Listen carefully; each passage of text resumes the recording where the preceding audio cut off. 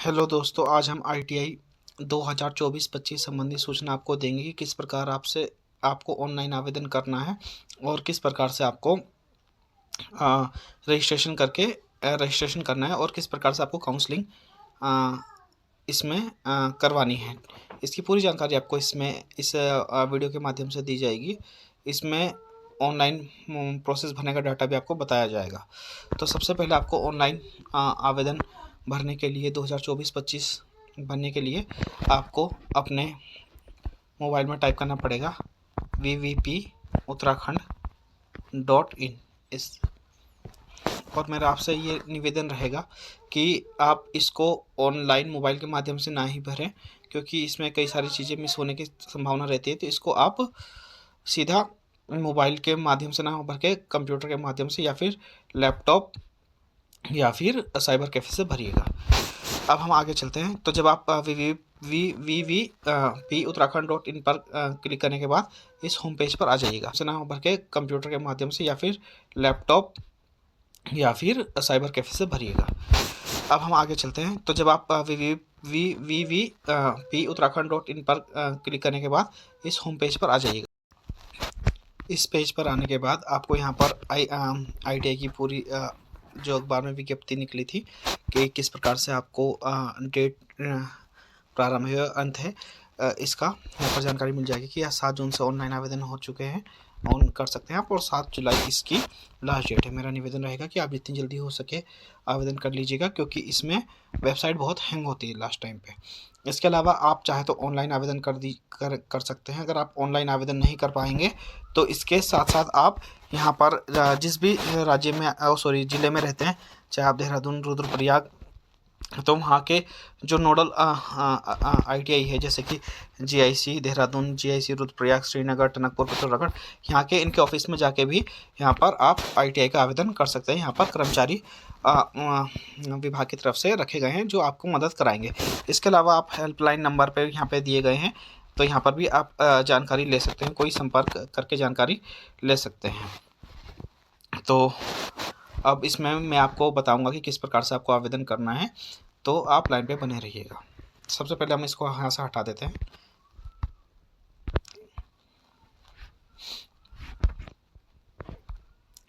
अब आप इसके होम पेज पर आ गए। इसका लिंक मैं आपको वीडियो के डिस्क्रिप्शन में भी दे दूंगा।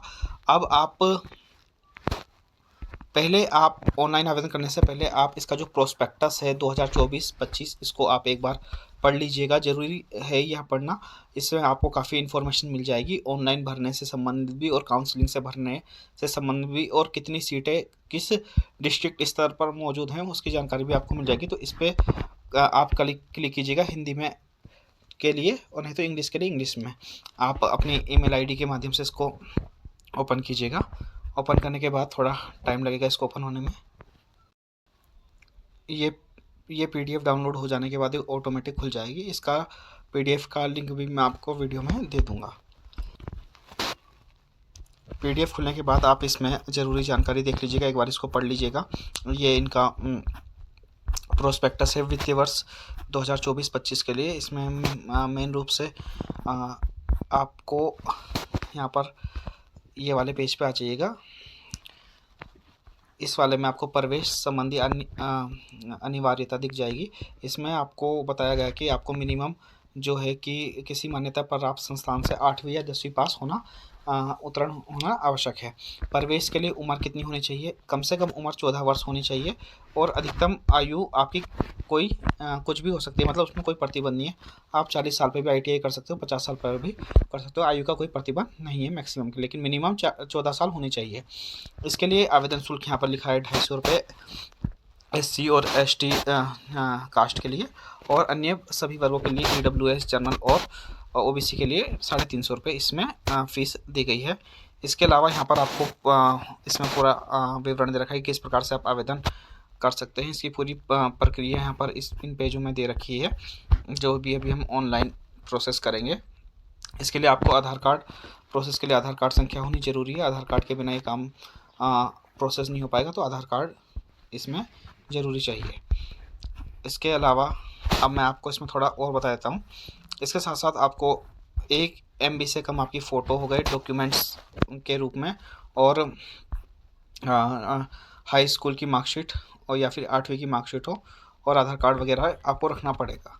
इसके अलावा पेज जब आप नीचे करेंगे तो यहाँ पर आपको इस वर्ष में जितने भी ITI में संचालित ट्रेड हैं, और जो भी ब्लॉक जितने भी राज्य स्तर पर जो इनके ऑफिस हैं या सेंटर हैं, वहाँ पर कितनी कितनी सीटें हैं उसकी जानकारी भी यहाँ पर आपको मिल जाएगी, जो कि यहाँ पर लिखी हुई है, जिसको भी आप ऑनलाइन पढ़ सकते हैं और जानकारी ले सकते हैं यहाँ पर। ठीक है, तो इसके अलावा और पेज नीचे करेंगे तो यहाँ पर आपको ट्रेड्स के बारे में जानकारी दिख जाएगी कि आपका जो फिटर है, जैसे मान लीजिए 2 वर्ष का है, इसमें आपको शैक्षिक योग्यता क्या होनी चाहिए कि विज्ञान और गणित के साथ हाई स्कूल उत्तीर्ण करना जरूरी है, और इसमें जानकारी भी रखेगी इसमें क्या चीज़ सिखाई जाती है। तो ये जैसे फिटर हो गया, फिटर में कल पुर्जे हो गया, या मशीन के जो फिटिंग करना हो गया वो हो गया। टर्नर में आपका आ जाएगा खराद मशीन, जो लेथ मशीन होती है उसकी जानकारी, उसके द्वारा चूड़ी बनाना, इस प्रकार से उनको गोला कर देना। तो ये इनकी जानकारी दे रखी है यहाँ पर कि कौन से ट्रेड में आपको एडमिशन लेना है और कितने कितने साल के, उनके लिए क्या क्या योग्यता होती है।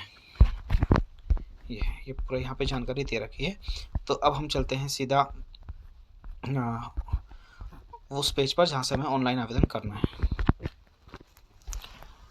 तो हम आ गए हैं अब NCVT के होम पेज पर। इस पर आवेदन करने के लिए सबसे पहले आपको ये वाला पोर्शन पर क्लिक करना पड़ेगा, जो यहाँ पर ये आपको दिख रहा है। इस पर क्लिक करने के बाद आप इनकी होम पेज पर आ जाएंगे। यहाँ पर आपको सबसे पहले रजिस्ट्रेशन करना है, ये वाले इस पार्ट पर क्लिक करके रजिस्ट्रेशन करना है। यहाँ पर आपको ईमेल एड्रेस, मोबाइल नंबर और एक पासवर्ड सिलेक्ट करना पड़ेगा, और आप 8वीं या 10वीं पास हैं उसको यस या नो में सिलेक्ट करना पड़ेगा।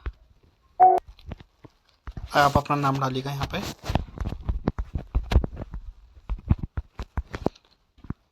यहाँ पर अपना नाम डालने के बाद अपनी ईमेल आईडी डालिएगा। ईमेल आईडी कंपलसरी है इसमें।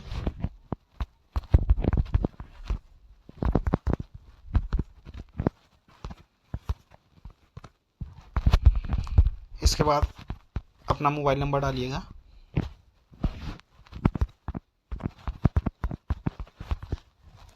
यहाँ पर एक पासवर्ड चुनिएगा। अब यहाँ पर आपसे पूछ रहा है कि आप 8वीं और 10वीं पास हैं। अगर आप 8वीं पास हैं तभी भी आपको यस करना है, अगर आप 10वीं पास हैं तो भी आपको यस करना है। इसके बाद आपको यहाँ पे कैप्चा भरना पड़ेगा। मेरा आपसे निवेदन रहेगा, जब आप ये फॉर्म भरेंगे तो आप मोबाइल से ना भर के सीधा आप CSC सेंटर या फिर साइबर कैफ़े या फिर लैपटॉप या कंप्यूटर के माध्यम से ही भरिएगा। इसके बाद आप एग्री पर टिक कीजिएगा। उसके बाद रजिस्टर पर क्लिक कीजिएगा। रजिस्टर पर क्लिक करने के बाद यहाँ पर आपके पास ये मैसेज आ जाएगा कि आपने सक्सेसफुली रजिस्ट्रेशन कर दिया है, और आप यहाँ पर अब अप्लाई कर सकते हैं। आप लॉगिन के ऑप्शन पर आ गए हो, तो आप इस पर अप्लाई। तो दोस्तों यहाँ पर सबसे पहले आप अप्लाई नाउ पर क्लिक करेंगे। अप्लाई नाउ पर क्लिक करने के बाद आपको यह दूसरे पेज पर रिडायरेक्ट कर देगा। अब इसमें आपको यह जो फॉर्म है 5 चरण में पूरा करना पड़ेगा। जैसे कि हमारे पास इसमें स्टेप 1/5 है। जैसे जैसे आप आगे बढ़ते रहोगे स्टेप भी आगे बढ़ते रहेंगे। पहले स्टेप में आपको यहाँ पर अपनी पर्सनल डिटेल, दूसरे में आपको एजुकेशनल, तीसरे में अपलोड डॉक्यूमेंट और चौथे में सेल्फ डिक्लेरेशन डालना पड़ेगा। उसके बाद आपको पेमेंट का ऑप्शन मिलेगा। इसमें मैं आपको उदाहरण के लिए अपनी जो डिटेल्स डालूंगा वो एक्चुअल नहीं होगी, खाली आपको उदाहरण के लिए बता रहा हूँ, लेकिन आप अपनी डिटेल्स सही और एक्चुअल डालिएगा। सबसे पहले इसमें है कि आपने क्या ITI हाई स्कूल जो है वो जो हाई स्कूल है वो इसमें जो भी ट्रेड है उनकी योग्यता के अनुसार उत्तराखंड के किसी भी मान्यता प्राप्त संस्थान से पास किया है कि नहीं, तो इसको हमें बिल्कुल यस करना है। दूसरे नंबर पे इसके बाद आ जाएगा कि आपके पास नेटिव यानी कि क्या आप उत्तराखंड के नेटिव यानी स्थायी मूल निवासी हो, तो इसको भी आपको, अगर आपके पास डॉक्यूमेंट है तो आपको यस करना है। अगर आपके पास डोमिसाइल या मूल निवास प्रमाण पत्र है। तीसरे नंबर पर टाइटल आ जाएगा। इसमें आपको मिस्टर मिसिस जो भी सिलेक्ट करना है। इसमें आपका नाम आ जाएगा। आपको डेट ऑफ बर्थ सिलेक्ट करनी है। इसमें अपनी डेट ऑफ बर्थ बिल्कुल ध्यान से सिलेक्ट कीजिएगा। डेट ऑफ बर्थ में आपकी गलती नहीं होनी चाहिए। काउंसलिंग के टाइम पे डेट ऑफ बर्थ के बहुत मायने रखते हैं वहाँ पर। डेट ऑफ बर्थ सिलेक्ट करने के बाद आप अपने पिताजी का नाम सेलेक्ट कीजिएगा। उसके बाद आप अपनी माताजी का नाम सेलेक्ट कीजिएगा।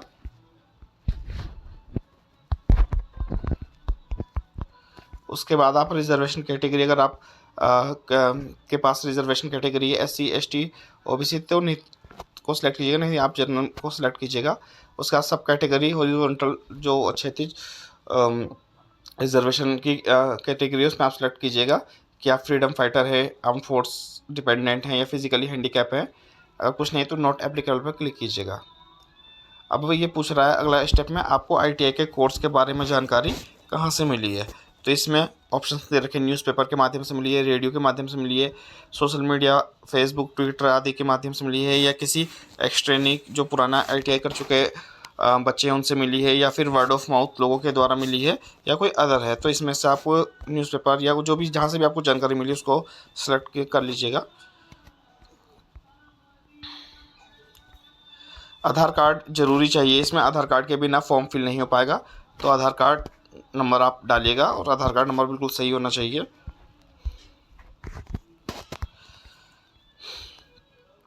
एड्रेस डाल, इसके बाद एड्रेस आएगा क्रॉसपोर्ट एड्रेस जहाँ पर आप रह रहे हैं, और दूसरा एड्रेस आएगा यहाँ पर नीचे आपका एक परमानेंट एड्रेस। ठीक है, तो अभी इस समय जहाँ पर आप रह रहे हैं पहले वहाँ का एड्रेस डाल लीजिएगा। और आपका क्रॉसपोर्ट एड्रेस और परमानेंट एड्रेस एक ही है तो आपको एक वहाँ पर टिक कर दीजिएगा। पहले आप जहाँ पर इस समय रह रहे हैं वहाँ का एड्रेस आएगा, कंट्री का नाम आ जाएगा, स्टेट का नाम आ जाएगा, डिस्ट्रिक्ट का नाम आ जाएगा, बाकी आपका गली मोहल्ले का जो जिसमें आप रहते होंगे वहाँ का एड्रेस आ जाएगा। और एड्रेस लाइन 2 में आप कोई नियर कोई आपका बैंक होगा, स्कूल होगा, जो भी आपका लैंडमार्क होगा उसको भर लीजिएगा। अब इसके बाद नीचे पिन कोड भर दीजिएगा। यहाँ पर पिन कोड भरने के बाद अब आप ये पूछ रहा है इस permanent address same as the address of correspond, क्या आपका परमानेंट एड्रेस और जो पत्राचार का एड्रेस है जिसमें आप अभी रह रहे हैं क्या वो आपका एक ही है, तो आपको यस करना है। अगर आपका परमानेंट एड्रेस और पत्राचार का एड्रेस अलग अलग है तो इसमें आपको नो करके यहाँ पर अपना परमानेंट एड्रेस भरना पड़ेगा। फिर आपका मेरा एक ही है तो मैं इसको यस कर दूँगा। उसके बाद आप पेज को थोड़ा राइट कीजिएगा। उसके बाद यहाँ पर आपको एक नेक्स्ट ऑप्शन दिखाई देगा। नेक्स्ट के ऑप्शन पर क्लिक करने के बाद यहाँ पर एक ये छूट गया है हमारा नो, उसके बाद नेक्स्ट क्लिक करेंगे। नेक्स्ट करने के बाद आपको यहाँ पर दूसरे स्टेप पर पहुँचा देगा। दूसरा स्टेप आ गया आपका, जैसा 2/5 यहाँ पर आ गया है। अब यहाँ पर आपको अपना जेंडर सेलेक्ट करना पड़ेगा, मेल, ये आपने सेलेक्ट कर लिया है। ठीक है, अब यहाँ पर ये चीज़ बहुत ध्यान से सेलेक्ट कीजिएगा क्योंकि यहाँ पर एजुकेशनल डिटेल के बेस पे ही आपकी काउंसलिंग होगी और उसी के बेस पे आपके ट्रेड्स खुलेंगे। ये आपको अभी दिखाता हूँ। जैसे कि आप मान लीजिए 8वीं पास है, इसमें 3 ऑप्शन खुलेंगे। 8वीं पास, इसको ध्यान से देखिएगा, 8वीं पास, 10वीं पास और 10वीं मैथ्स या साइंस है। कुछ बच्चे ऐसे होंगे जिनके पास जिससे 10वीं पास उनके पास मैथ्स या साइंस नहीं है, और कुछ ऐसे होंगे उनके पास मैथ और साइंस है। ठीक है, तो इस चीज़ को ध्यान से देखिए। सबसे पहले अगर हम कोई बच्चा 8वीं पास है तो उसके लिए क्या क्या ट्रेड मिल सकते हैं उसको, तो उसने 8वीं पास सेलेक्ट कीजिए करेगा, वो यहाँ पे यस करेगा तो 8वीं पास के लिए सिर्फ इतने ही ट्रेड खुलेंगे। यानी कि 8वीं पास व्यक्ति सिर्फ woodwork technician, dress making, plumber, swing technology, सिलाई बुनाई, वेल्डर, वायरमैन और वेल्डर, फैब्रिकेशन और फिटिंग वाला और पेंटर, इतने ही कोर्स के लिए भर सकता है 8वीं पास। लेकिन अगर आप 8वीं पास से ज़्यादा व्यक्ति यानी कि 10वीं पास का रखिए आपने, और लेकिन मैथ और साइंस नहीं है आपके पास, तब कौन कौन से ट्रेड खुलेंगे। तब अब ये पूछ रहे हैं यहाँ पर ये पूछ रहा है कि आप 8वीं पास वाले ट्रेड के लिए भी अप्लाई करना चाहेंगे, तो हम इसको यस, बिल्कुल यस करके रखेंगे। अब यहाँ पर जो 10वीं पास वाला बच्चा है उसके लिए 8वीं पास वाले ट्रेड तो ही हैं, लेकिन ये ट्रेड भी अलग से खुल गए हैं उसके लिए, जैसे कि computer operator, cosmetology, fashion designing, mechanic, auto body painting, stenographer English, stenographer Hindi, mechanic auto body repair, draftsman civil surveyor और इंफॉर्मेशन कम्युनिकेशन टेक्नोलॉजी IT जिसको बोलेंगे। ठीक है, तो ये सिर्फ 10वीं पास वालों के लिए। लेकिन अगर आपके पास 10वीं में मैथ्स और साइंस भी है तब इसमें आपके लिए और ट्रेड खुल जाएंगे। देखिएगा, जैसे मैं इस पर क्लिक किया, इसके नीचे आपको इसका आपको यस पे क्लिक करना है। अब देखिएगा ये वाला पोर्शन में ये 8वीं पास वाले ट्रेड के लिए था। ठीक है, इतने वाले ये वाले ट्रेड उनके लिए था जो जिसके पास 10वीं था लेकिन मैथ और साइंस नहीं थी, और इसके नीचे ये वाले ट्रेड उन बच्चों के लिए जिनके पास मैथ और साइंस भी है। यानी कि जिसके पास मैथ और साइंस है वो ये भी भर सकते हैं सारे ट्रेड्स, ये भी भर सकते हैं, और इसमें से भी कोई सा भी भर सकते हैं, तो उनके लिए ज़्यादा ऑप्शंस हैं। ठीक है, यानी कि उनके लिए instrument mechanic, machinist, mechanic, auto body painting, mechanic diesel motor mechanic, mechanic tractor, RAC refrigerator और AC, stenographer, English, Hindi, surveyor, turner, machinist, सारे के सारे ट्रेड उनके लिए खुल जाएंगे। फिटर वगैरह सारे ट्रेड इसमें खुल जाएंगे। ठीक है, तो इसको आगे हम भरते हैं। देखिए, अगर आप 8वीं पास हैं, ठीक है, और उसके बाद आपने 10वीं नहीं कर रखी है, 8वीं के बाद छोड़ रखा है, तो आपको ये वाला फिल करना ज़रूरी होगा, ये वाली। लेकिन अगर आप 8वीं पास हैं, आपके पास 8वीं की मार्कशीट नहीं है, या उस समय या गुम हो गई है या नहीं है, लेकिन 10वीं पास कर रखी है, 10वीं की मार्कशीट प्रत्येक बच्चे के पास परमानेंट रहती है, तो आपको तब ये वाली डिटेल फिल करनी पड़ेगी, इसको फिल करने की ज़रूरत नहीं है।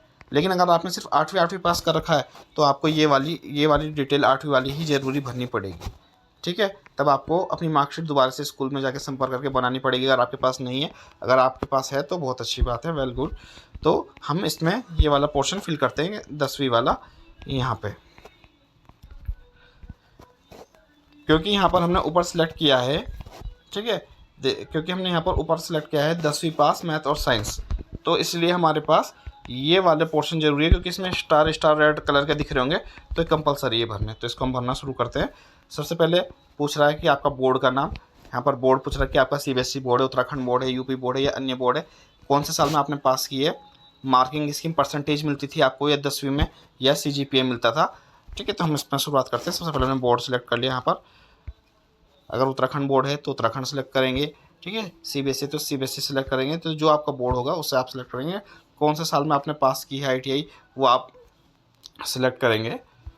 सॉरी, ITI कह रहा हूँ, 10वीं आपने कौन से साल में पास की है वो आप सिलेक्ट करेंगे। उसके बाद मार्किंग स्कीम, आपको मार्क में आपको क्या मिलता था, परसेंटेज मिलती थी या फिर CGPA मिलता था, तो बिल्कुल यहाँ पर आप सिलेक्ट करेंगे जो भी आपका, और जैसे परसेंटेज मिलती थी तो परसेंटेज में आपसे पूछेगा मैक्सिमम मार्क्स कितने में से आपको टोटल नंबर मिले, 500 में से जितने भी आपको मिले 348, यहाँ पर ऑटोमेटिक आपका परसेंटेज लिखी हुई आ जाएगी। लेकिन आपको अगर आपने यहाँ पर CGPA मिल रखा है आपको, तो CGPA में आपके लिए दोबारा से आपको यहाँ पर फिल करना पड़ेगा। सॉरी, 8वीं वाला पोर्शन खुल गया है।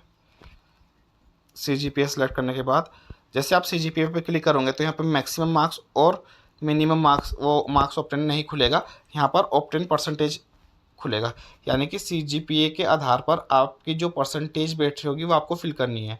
CGPA मत फिल कर देना कि 7.2 या 7.3, जो आपका CGPA के बेस पे जो परसेंटेज बनती है वो फिल करनी है यहाँ पर।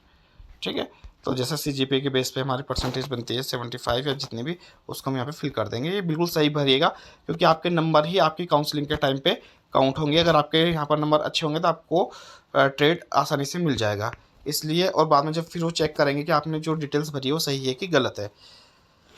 फिर आपके अगर मैथ्स और साइंस है तो यहाँ पर मैथ और साइंस में नंबर भी पूछेगा आपके कि कितने कितने आए हैं। तो साइंस में आपके नंबर पूछेगा कि कितने आए हैं, तो 100 में से जितने भी आपके नंबर रहेंगे वो आप फिल कीजिएगा उसमें। फिर मैथ्स में आपके नंबर पूछेगा।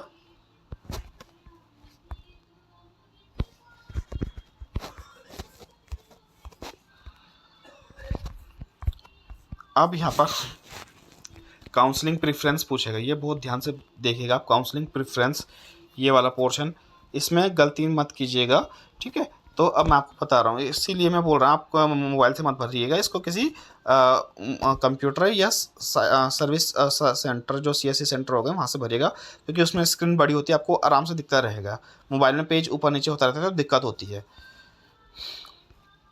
अब देखिएगा, डिस्ट्रिक्ट प्रेफरेंस 1 2 3 4 5 6 7 8 9 10, आपको 10 प्रेफरेंस भरनी है, लेकिन मैं इसमें सिर्फ 5 ही भरूंगा, क्योंकि मुझको आवेदन नहीं करना है, खाली आपको जानकारी देनी है। ठीक है, जब हम इसके अंतर्गत डिस्ट्रिक्ट प्रेफरेंस 1 पे क्लिक करेंगे तो इसके अंदर 3 ऑप्शन खुलेंगे।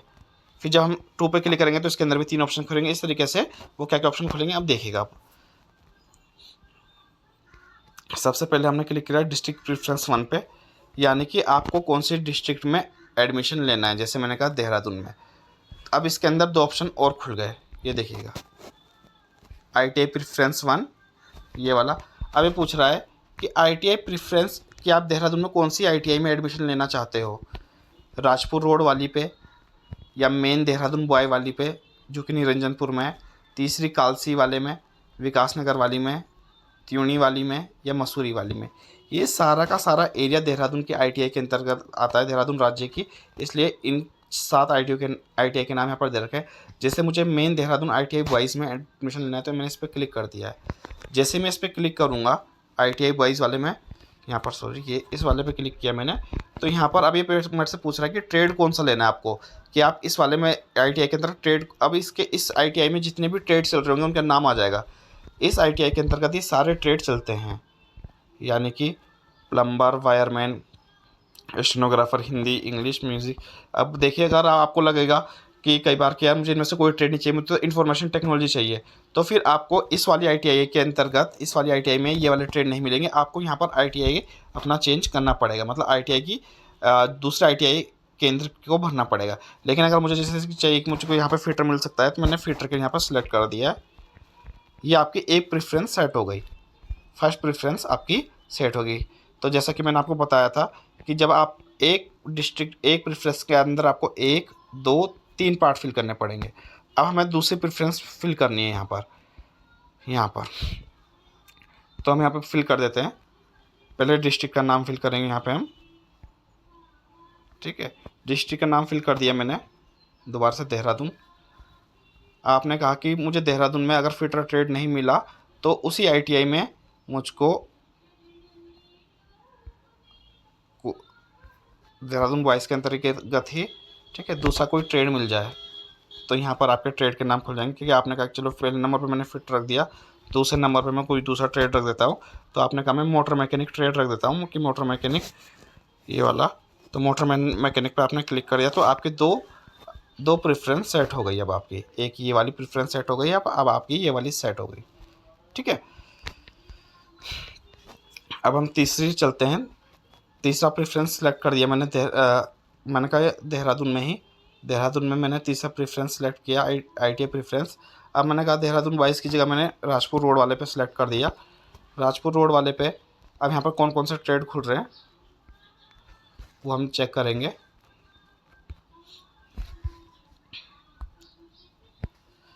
यहाँ पर राजपुर रोड वाले पे ये वाले ट्रेड्स हैं सिर्फ, यहाँ पे ज़्यादा ट्रेड नहीं है। यहाँ पे would work technician, welder, painter, electrician, fitter और मोटर मैकेनिक है। तो मैं यहाँ पर जैसे मैंने फिटर सेलेक्ट कर लिया कि अगर मुझे देहरादून ITI वाले मेन ITI पे फिटर नहीं मिला तो मैं यहाँ पे मिल जाए तो मैं यहाँ पे भी कर सकता हूँ। फिर इस तरीके से आप ITI प्रेफरेंस 4 पर, डिस्ट्रिक्ट प्रेफरेंस 4 पर पहुँच जाएंगे। यहाँ पर आप पहुँच गए। अब आप इस 4 वाले को भी फिल कीजिएगा। अब आपने कहा कि अगर मैं देहरादून पे नहीं मिलता है मुझे कोई ट्रेड, तो जैसे मेरा घर पौड़ी है तो मैं पौड़ी से देखता हूँ कौन कौन से मिल जाएंगे। तो मैंने पौड़ी सेलेक्ट किया। पौड़ी के अंदर ITI, अब इसने बताया कि पौड़ी के अंतर्गत ITI केंद्र ये है, एक दुगड्डा में, एक जहरी खाल में, लोअर बाजार श्रीनगर में है, सल्ट महादेव में, श्रीनगर, पोखड़ा, एकेश्वर, कोटद्वार में है। तो जैसे मैंने कोटद्वार पर सिलेक्ट कर लिया है कि मैं कोटद्वार भी जाके कर सकता हूँ। अब ये कोटद्वार वाले ITI में कौन कौन से ट्रेड हैं यहाँ हम चेक करेंगे। यहाँ पे आपके सिर्फ 2 ही हैं, एक फिटर है और एक इलेक्ट्रॉनिक्स मैकेनिक है। तो मैंने फिटर पे सिलेक्ट कर दिया यहाँ पे। ये मैंने, अब मेरी 4 प्रेफरेंस सेट हो गई। अब मैं 5वीं प्रेफरेंस सेट करूँगा यहाँ पर। अब दोबारा से मैंने अपना पौड़ी सिलेक्ट किया। पौड़ी सिलेक्ट करने के बाद दोबारा से अब मैंने यहाँ पर कर दिया श्रीनगर सेलेक्ट। श्रीनगर पे सिलेक्ट करने के बाद यहाँ पर श्रीनगर में जो ट्रेड चल रहे होंगे वो हमको बता देगा। श्रीनगर में सारे ट्रेड्स अवेलेबल हैं तो मैंने यहाँ पे भी फिटर सेलेक्ट कर दिया। तो ये मैंने 5 ITI की अपने ट्रेड प्रेफरेंस सेट कर दी है। इसी प्रकार आप सारे प्रेफरेंस सेट कीजिएगा ताकि आपको कहीं ना कहीं एडमिशन मिलने के चांस ज़्यादा रहें। और कोशिश कीजिएगा जिस क्षेत्र में आप रहते हैं, देहरादून, हरिद्वार, पहले वहाँ की ITI में ही अपना ट्रेड फिल करने की कोशिश कीजिएगा, ठीक है। ये फिल करने के बाद आप नेक्स्ट पर क्लिक कीजिएगा। नेक्स्ट पर क्लिक करने के बाद अब आपके यहाँ पर एजुकेशनल डिटेल के जितने भी अपलोड सर्टिफिकेट है वहाँ पर हो जाएंगे, जैसे कि आपकी एक पासपोर्ट साइज़ फ़ोटो, यहाँ पे 8वीं की मार्कशीट। अगर आपके पास 8वीं की मार्कशीट नहीं है तो आपको ये वाला नहीं भरना है, तब आपको ये वाले इस पे अपलोड करना है 10वीं की मार्कशीट, ठीक है। इसके बाद आपसे आपका डोमिसाइल जो आपने वहाँ पर यस किया था, तो डोमिसाइल यहाँ पर आपसे पूछेगा, ठीक है। तो यहाँ पे अपलोड करना है, इसका सेव और एग्जिट, सेव पर सॉरी इसके हाथ नेक्स्ट पर क्लिक करेंगे। तो मैं इसको फिल कर देता हूँ जल्दी से। तो यहाँ पर आप अपनी पहले फ़ोटो, पासपोर्ट साइज़ फ़ोटो, उसके बाद 10वीं की मार्कशीट और 12वीं की मार्कशीट अपलोड कीजिएगा। ध्यान रखिएगा जो अपलोड का साइज़ होगा, इसमें जो साइज़ है वो 1 MB से कम होना चाहिए। जितनी भी आप फ़ोटो अपलोड करेंगे उनका साइज़ 1 MB से कम होना चाहिए, और जो फ़ोटो है वो JPG फॉर्मेट, PNG फॉर्मेट या JPEG फॉर्मेट में ही होगी यहाँ पर, ठीक है। तो इसको आप सिलेक्ट करने के बाद यहाँ पर नेक्स्ट पर क्लिक कीजिएगा। अब आपके ये तीसरा स्टेप भी कंप्लीट हो गया। अब आप चौथे स्टेप पर पहुंच जाएंगे। अपना फॉर्म जितनी जल्दी हो सकेगा, लास्ट डेट का इंतजार मत कीजिएगा, पहले ही भर के रख दीजिएगा, क्योंकि साइट बहुत हैंग चलती है, ठीक है। अब यहाँ पर आपका डिक्लेरेशन फॉर्म पूछ रहा है कि आप यहाँ पर जो भी घोषणा कर रहे हो बिल्कुल सही है, ठीक है। अगर आपकी घोषणा जो भी आपकी जो इन्फॉर्मेशन हो किसी भी स्तर पर गलत पाई जाती है तो किसी भी स्तर पर आपका फॉर्म रिजेक्ट किया जा सकता है, कैंसिल किया जा सकता है, ठीक है। तो इसको अपनी, इसलिए आपने जो पिछले जितने भी घोषणा भरी है यहाँ पर, जानकारी दी है यहाँ पर, तो वो सही होनी चाहिए। सबसे पहले अब यहाँ पे आपका नाम, पिताजी का नाम और डेट आपकी ऑटोमेटिक लिखी हुई आ जाएगी जिस डेट पे आप फॉर्म भर रहे हैं। तो बस आपको यहाँ पर एक प्लेस सेलेक्ट करना है जहाँ से आप फॉर्म भर रहे हैं, ठीक है। उसके बाद आपको यहाँ पर यस या नो पे क्लिक करना है, सिंपल सा यस क्लिक करना है। इस पर क्लिक करने के बाद आपको कंटिन्यू पर क्लिक कर देना है। कंटिन्यू पर क्लिक करने के बाद आपके यहाँ पर जो है अगले स्टेप पर आपको पहुँचा देगा पेमेंट वाले गेटवे पर। यानी पेमेंट पेज पर आने के बाद आपको दो तरीके से पेमेंट मोड मिल जाएंगे, एक ऑनलाइन और एक कोड के माध्यम से। कोड के माध्यम पे क्लिक करने के लिए आपको सबसे पहले यहाँ पर आपको फीस दिख जाएगी कि आपका जो चार्ज जितना बन रहा होगा, जैसे 350 रुपये चार्ज है। तो पहले हम कोड के माध्यम से देख लेते हैं कि सबसे पहले आपको कोड के माध्यम पे अगर पेमेंट करें तो कैसे करें। कोड पे आप क्लिक करेंगे तो अगर कोड के लिए आपको सबसे पहले अपने नज़दीकी ITI केंद्र पे जाना पड़ेगा, वहाँ पर आपको कैश 350 रुपये जमा करवाने पड़ेंगे। वो आपको एक कोड दे देंगे, वो कोड आपको, जो कोड संख्या है वो आपको वापस आके इस ऑनलाइन फॉर्म में फिल करनी पड़ेगी और मेक पेमेंट पर क्लिक करना पड़ेगा। तो यहाँ से आपका फॉर्म सबमिट हो जाएगा। तो एक कोड के माध्यम से, अगर आप कोड के माध्यम से पेमेंट नहीं करना चाहते हैं तो आप यहाँ पर ऑनलाइन पेमेंट से भी आप क्लिक कर सकते हैं। ऑनलाइन पेमेंट पर कई सारे आपको ऑप्शन दिखाई जाएंगे। ऑनलाइन पर क्लिक करने के बाद आप मेक पेमेंट पर क्लिक कीजिएगा। मेक पेमेंट पर क्लिक करने के बाद आपको यहाँ पर credit card, debit card, wallet या UPI ID से भी आप पेमेंट कर सकते हैं। जैसे कि आप यहाँ पर देख पा रहे हैं कि क्रेडिट कार्ड के माध्यम से भी आप फॉर्म फिल कर सकते हैं, ठीक है। और यहाँ पर आपको थोड़ा नीचे आएंगे तो यहाँ पर कई और ऑप्शन दिख जाएंगे कि debit card, net banking, wallet, UPI से भी आप पेमेंट कर सकते हैं। अगर आपके पास क्रेडिट कार्ड नहीं है, ATM कार्ड यानी कि डेबिट कार्ड है, तो आप डेबिट कार्ड पे आप क्लिक कीजिएगा। डेबिट कार्ड पर सिंपल क्लिक करने के बाद, ठीक है, आप यहाँ पर अपना ATM कार्ड नंबर डालिएगा। उसमें जो मंथ लिखा होगा कि कौन से मंथ में वो एक्सपायर हो रहा है और कौन से ईयर में एक्सपायर हो रहा है, उस पर आप क्लिक कीजिएगा। उसके लास्ट के CVV 3 नंबर दर्शाए गए होंगे तो वो डालिएगा और यहाँ पर मेक पेमेंट पर क्लिक कीजिएगा और यहाँ पर आपका पेमेंट हो जाएगा। यहाँ पर अगर आप डेबिट कार्ड से नहीं करना चाहते हैं, अगर आप वॉलेट से करना चाहते हैं तो वॉलेट के कई सारे ऑप्शंस वो हैं। यहाँ पर मोबीक्विक है, ओला मनी है, जियो मनी है, फ्री चार्ज है, ठीक है। यहाँ पर आप सीधा अपना मोबाइल नंबर जो इनके साथ लिंक है उस पर डाल के यहाँ पर पेमेंट कर सकते हैं। इसके अलावा अगर आप वॉलेट से भी नहीं करना चाहते तो लास्ट ऑप्शन आपको दिखाई देता है UPI का। UPI में आप गूगल पे, फ़ोन पे, आपका जो भी ID होती है अमेज़न पे वगैरह, उससे भी आप पेमेंट कर सकते हैं। इसके लिए आपको यहाँ पर अपनी UPI ID डालनी पड़ेगी और मेक पेमेंट पे क्लिक करनी पड़ेगी, ठीक है। तो उसके बाद वो पेज रिडायरेक्ट हो जाएगा आपके संबंधित जो भी UPI ऐप होगा और वहाँ पे आप UPI एप्लीकेशन का कोड डाल के पेमेंट कर सकते हैं। तो अपनी यहाँ पर जो भी आपकी UPI ID होगी तो आप यहाँ पे डालिएगा।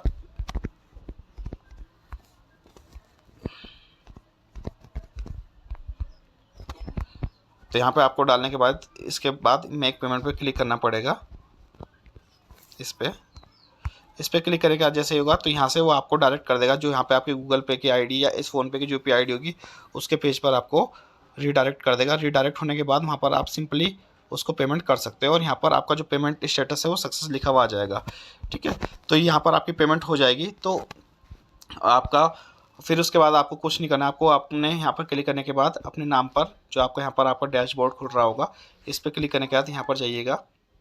यहाँ पर जाने के बाद आपको यहाँ पर दिखाई दे देगा कि एप्लीकेशन प्रोग्रेस आपकी कंप्लीट हो गई है और आपका फॉर्म कंप्लीट हो गया है। मेरी अभी यहाँ पर पेमेंट कंप्लीट नहीं हुई, तो यहाँ पर ये वाला जो ऑप्शन है वो हाईलाइट नहीं हो रहा है। अगर ये पेमेंट कंप्लीट हो जाती है तो ये वाला पोर्शन हाईलाइट हो जाएगा। तो जैसे आपकी पेमेंट कंप्लीट हो जाएगी, सक्सेसफुल हो जाएगी, आप अपना फॉर्म का प्रिंट आउट निकाल लीजिएगा और जो आपकी फॉर्म की रसीद जो भी आपने 350 रुपये की ऑनलाइन रसीद कटवाई है, तो उसका भी आप ऑनलाइन प्रूफ रखिएगा। काउंसलिंग के टाइम पे और या फिर ऑनलाइन एडमिशन ऑफलाइन एडमिशन लेते हुए टाइम पे वो मांगते हैं इस चीज़ को, तो काफ़ी ध्यान रखेगा इस चीज़ को, ठीक है। अगर आपको फिर भी कोई समस्या आ रही है तो इन्होंने साइड में यहाँ पर एक क्वेरी का ऑप्शन यहाँ पे भी खोल रखा है, क्वेरी के लिए विंडो यहाँ पे आपको साइड में दिखाई दे रहा होगा ये वाला, इस पर आप क्लिक कीजिएगा। तो यहाँ पर अपनी क्वेरी आप लिख सकते हैं कि आपका नाम हो गया, आपके कैटेगरी क्या हो गई, आपका डिस्क्रिप्शन, आपकी जो क्वेरी है फॉर्म भरने में या किसी भी चीज़ में यहाँ पे आप लिख सकते हो। अगर 500 शब्दों के लिए है यहाँ पर, अगर आप 500 से शब्दों से ज़्यादा है तो एक कागज़ में लिख के अपनी क्वेरी वो आप यहाँ पर अब ब्राउज़ करके इसको अपलोड कर देना यहाँ पर, ठीक है। तो यहाँ पे सबमिट कर दीजिएगा। उसके बाद आपको संबंधित डिपार्टमेंट के पास पहुँचने का तो आपसे संपर्क करेंगे। अगर फिर भी आपको कोई समस्या आती है तो शुरुआत में जो आपको टोल फ्री नंबर मैंने आपको बताए थे वहाँ से भी आप जानकारी ले सकते हो। वो टोल फ्री नंबर क्या थे मैं आपको फिर से बता देता हूँ, ठीक है। तो मैं आपको नंबर बता रहा हूँ फिर से, तो उसके लिए लाइन पे रहिएगा। ये वाले नंबर हैं वो, ये और ये, इन नंबरों पर आप संपर्क कर लीजिएगा। अगर आपके पास फिर भी कोई समस्या आती है तो आप मुझसे भी संपर्क कर सकते हैं। मैं ITI कर चुका हूँ, मैंने 2014 से 2016 के बैच में ITI कंप्लीट की हुई है फिर अपने ट्रेड में, तो मुझको काफ़ी नॉलेज भी है। तो मैं आपको ये बता सकता हूँ आपके लिए कौन कौन से ट्रेड बेनिफिशियल रहेंगे। तो आपसे निवेदन रहेगा कि आप अपना फॉर्म सही प्रकार से भरिएगा। आपको पूरी जानकारी इसके माध्यम से मैंने दे दी है। फिर भी अगर आप मुझसे संपर्क करना चाहते हैं तो email ID मेरी है rohit01@gmail.com। तो इस ईमेल पर ID पर आप मुझको हाय या हेलो करके या कॉल में लिख के अपना मोबाइल नंबर डाल दीजिएगा, ठीक है। तो मैं आपसे संपर्क कर लूँगा, या फिर मैं आपको एक WhatsApp नंबर दे रहा हूँ, आप इस पर ये लगेगा नहीं, इस पर खाली WhatsApp कॉल ही लग पाएगी 8923887939। इस पर आप अपनी क्वेरी मुझसे भी डिस्कस कर सकते हैं, या फॉर्म फिल करने में, काउंसलिंग करने में कोई समस्या आ रही है तो आप मुझे बता दीजिएगा, मैं आपके वहाँ पर हेल्प कर दूँगा। तो आशा करता हूँ कि आपको ये जो वीडियो है ये अच्छी लगी होगी, इन्फॉर्मेटिव लगी होगी। तो इसको अपने दोस्तों के साथ लाइक कीजिएगा और सब्सक्राइब कीजिएगा चैनल को, और अपने वीडियो के साथ अपने दोस्तों के साथ ये वीडियो भी शेयर कीजिएगा। Thank you, have a nice day.